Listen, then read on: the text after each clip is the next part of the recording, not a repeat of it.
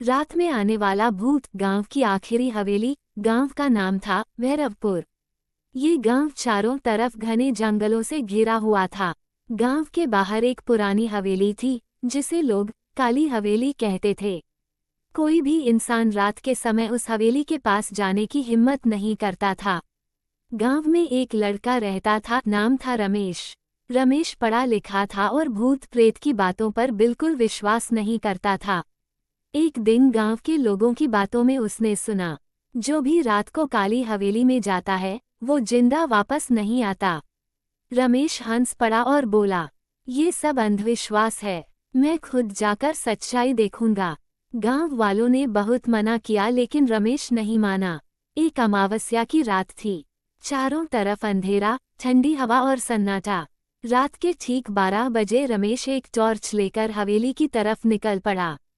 हवेली के पास पहुंचते ही उसे ऐसा लगा जैसे किसी ने धीरे से उसके कान में फुसफुसाया, वापस चले जाओ। रमेश कांप गया, लेकिन उसने खुद को संभाला और आगे बढ़ गया। हवेली का दरवाजा अपने आप किक किक आवाज करते हुए खुल गया। अंदर कदम रखते ही टॉर्च की लाइट अपने आप बंद हो गई। अचानक उसे किसी के चलने की आवाज सुनाई दी, छम छम छम, लेकिन वहां कोई दिखाई नहीं दे रहा था। अचानक दीवार पर एक साया दिखा। धीरे धीरे वो साया इंसान की शक्ल लेने लगा। लंबे बिखरे हुए बाल, सफेद चेहरा, लाल चमकती हुई आंखें। वो औरत की आत्मा थी। उसने बेहद डरावनी आवाज में कहा, रमेश तुम क्यों आए हो? रमेश चिल्लाया, तुम कौन हो? भूतनी बोली, मैं इस हवेली की मालकिन थी, मुझे जिंदा जलाया गया था। भूतनी ने रमेश को पूरी कहानी दिखाई। सालों पहले ये हवेली बहुत अमीर परिवार की थी। परिवार वाले बहुत लालची और क्रूर थे। घर की बहू बहुत सुंदर और नेक थी, लेकिन सास और पति ने दौलत के लिए उसे जिंदा जलवा दिया। उसके बाद से उसकी आत्मा इस हवेली में भटक रही थी। वो भूतनी सिर्फ उन लोगों को मारती थी जो लालची और बुरे दिल के होते थे, लेकिन रमेश तो साफ दिल का था। अचानक हवेली के चारों दरवाजे अपने आप बंद हो गए। हवा तूफान में बदल गई। चारों तरफ से आवाज आने लगी, अब तू यहाँ से नहीं जा पाएगा।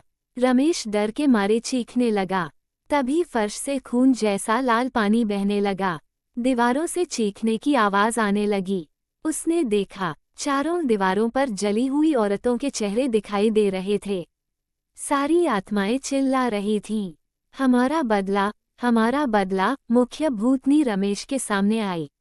उसने रमेश से कहा, अगर तुम गांव वालों को हमारी सच्चाई बता दोगे तो मैं तुम्हें जाने दूंगी। रमेश कांपते हुए बोला, मैं वादा करता हूँ। दरवाजा धीरे धीरे खुल गया। रमेश भागकर बाहर आ गया। सुबह रमेश गांव पहुंचा और सारी कहानी सुना दी, लेकिन गांव वालों ने उस पर भरोसा नहीं किया। उसी रात एक एक करके गांव में वही लालची लोग रहस्यमय तरीके से मरने लगे।